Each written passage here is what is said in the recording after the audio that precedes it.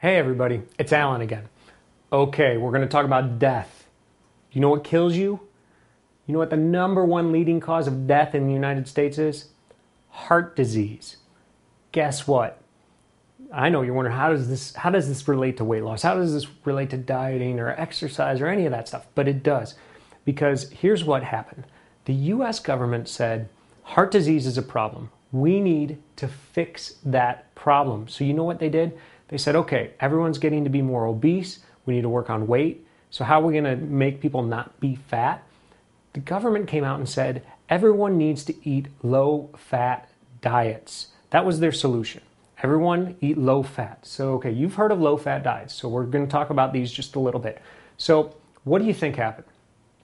The government said low-fat diets. So the people following the standards, following the U.S. government that is supposed to be helping us, started to eat low fat. We had low fat everything. There's low fat potato chips, there's low fat pretzels, low fat, I don't know, everything is low fat. Beers started advertising they don't have fat in them, which they never did, but they started advertising low fat everything. Okay, so the result, people cut fat out of their diets, they had to add something, they added carbs. So when people started eating more carbohydrates and less fat, people got bigger.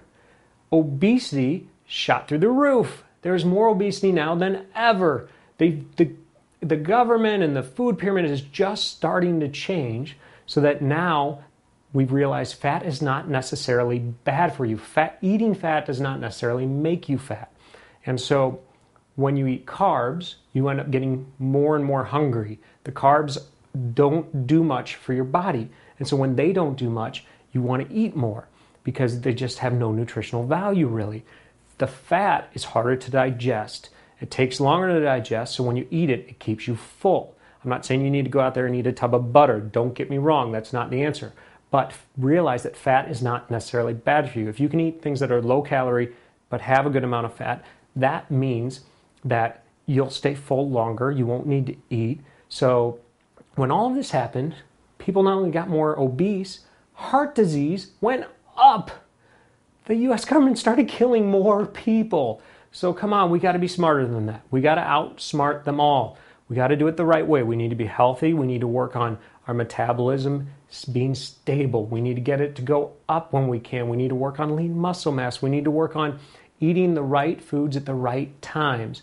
We need to make sure that we have, just like the diet says, we need some light days and we need some booster days so that we can do these things so that our metabolism works with our body, not against it, and you let your body do the work to lose the weight for you. So listen to all the experts, the researchers, the medical doctors that are telling you this. We've just put it all in the one program for you. So stick with it. I know you're going to keep losing weight. You're doing great so far. Stay with us all. And then we're all going to just feel thin and happy and great together. So that's it. I'll see you soon.